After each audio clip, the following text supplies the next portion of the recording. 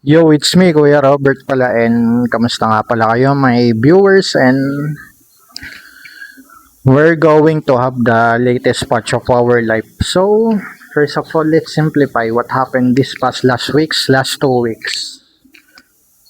Last week ay nag-present nga pala ako nung ginawa kong system na digital menu board. Meron na disappoint sila, pero I'm working on naman, and nakakatuwa kahit pa paano yung manager ko kasi patuloy pa rin siyang naniniwala sa kakayanan ko. And last week nga pala nakaka-proud lang sa self ko kasi I was able to debug and fix some codes.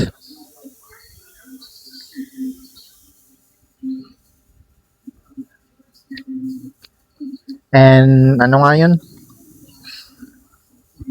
Yun, naayos ko naman. Medyo may pending lang ako tomorrow na ayusin sa code and more on UI. Kumbaga parang nangyari ay turnover na lang and pasa na lang sa akin. And yun, so ganyan na nga. And lately, may mga na-realize sa buhay na mas maganda nga pala dito sa probinsya kaysa doon sa Maynila.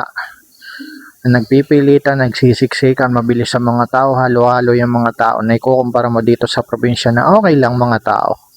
Simple lang, maliit yung pera pero kaya naman. Siguro, bibigyan pagkakataon ni Lord ay gusto kong bumalik ng probinsya. And sana po, makabayad na lahat sa mga utang na nararanasan ko sa buhay. Kasi di naman tayo nagmamadali. May plano naman ng Panginoon para sa atin. No, ngayon, tapos, lumipat na pala akong dorm sa may Las Piñas and sabi ko okay, quality naman. Isang sakay, unlike nung ako nasa Taguig, dapat masakay araw-araw na gastos din ng mga bandan 250 depende sa kain and gala. And siguro yun muna yung update natin for now kasi hindi ko pa yung mangyayari sa akin this next upcoming months. Pero sana maparinig ni Lord yung prayer ko na sana po matapos na yung mga utangin and sana makabalik na ulit dito sa Batangas. Gusto ko na ulit dito mag-work eh. Yun muna ang ating latest update guys. Thank you for watching and I hope sana you may found this channel and sa future self ko.